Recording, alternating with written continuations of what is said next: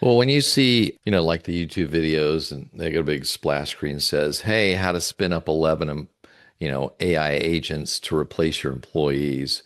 What do you think about that stuff? Because it might be a video, for example, about Claude Code's plugins or skills or, that kind of thing. Do you think it's going to have that level of impact? I mean, we can discuss that because I can tell you what I think, but anyway. Yeah. Well, I can use an example like Palmer Luckey made a comment that, you know, thanks to AI, a Ford F-150 truck will cost about, $1,000 in the future, right? And it makes headlines. It's printed everywhere. It's repeated.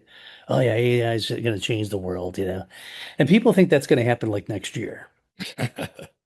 And yeah, you laugh, I laugh. People that don't laugh, but this is what's printed in the headlines, and people read that, and people that don't know how things are made or manufactured or whatever, there's statements that are made like, "Oh, see that office building there with all those people, and they're all collecting data and putting in spreadsheets. AI is going to wipe it all out, right? All those people in that building, boom, thrown away. It's not going to happen tomorrow, right? Maybe in 30 years." Maybe in 20 years, I don't know. But maybe sometime in the future, yes, right? It can be used as a operational process improvement tool to eliminate jobs. The stuff that was done manually, we can now use computers, right? And agents and so on. But, these statements are just, somebody just throwing them out there with no basis of reality. Now, when you think of like Palmer Luckey's comment, how does he know what the cost of the raw materials are going to be in the future?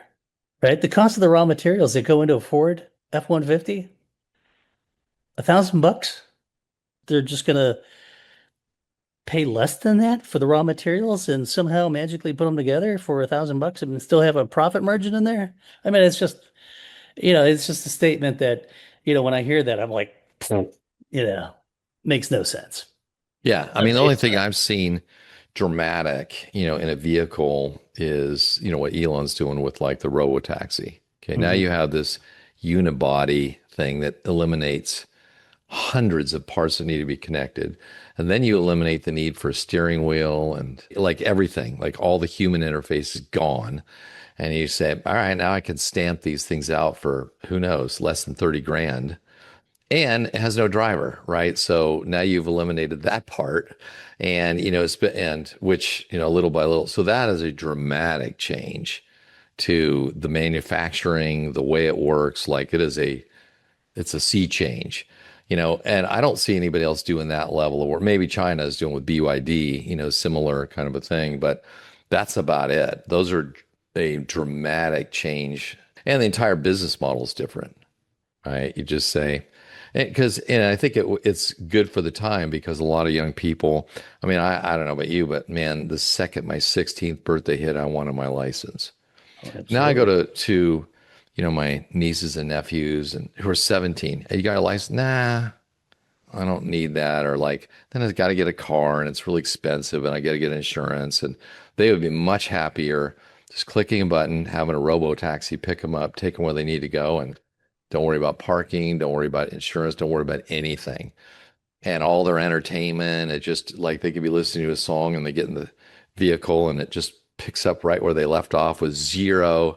Like it actually works, all the infotainment, and they're not dealing with the guy who's playing music or trying to get the smell out of it or whatever.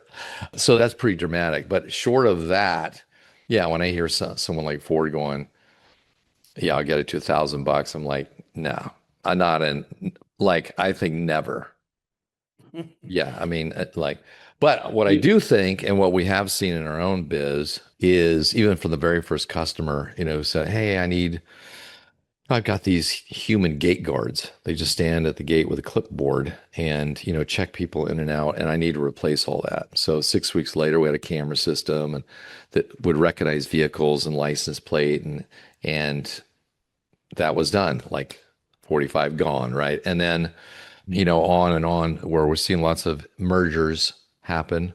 And you know how that happens. Big company announces the synergy savings and that means 20% layoffs, whatever. And our cameras then we get the call, and our cameras are being rolled out everywhere to be essentially virtual operators who are getting smarter and smarter and smarter, right? And it's allowing that AI control room operator. So our software is the AI control room software for like Exxon and Chevron and those big companies.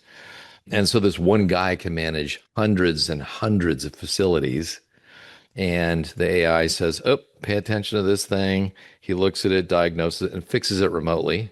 So Mhm. no guys are getting in trucks and driving out, which is the number one safety for oil and gas, is putting a guy in a truck and sending him out to the field. That's Yep. where all, like, the majority of safety is not on site, like you see in Landman where something blows up. It's actually the dude driving back and forth to the Yeah, site. and keep in mind, from my previous experience at Toyota Fleet, we used to sell a lot of vehicles to do that type of work, Yeah. right? To those, companies, the oil service industries that would send those trucks out there and carry people out there and so on. So Yeah. it is going to affect other industries as well. Yeah. Yeah. That's right. Right.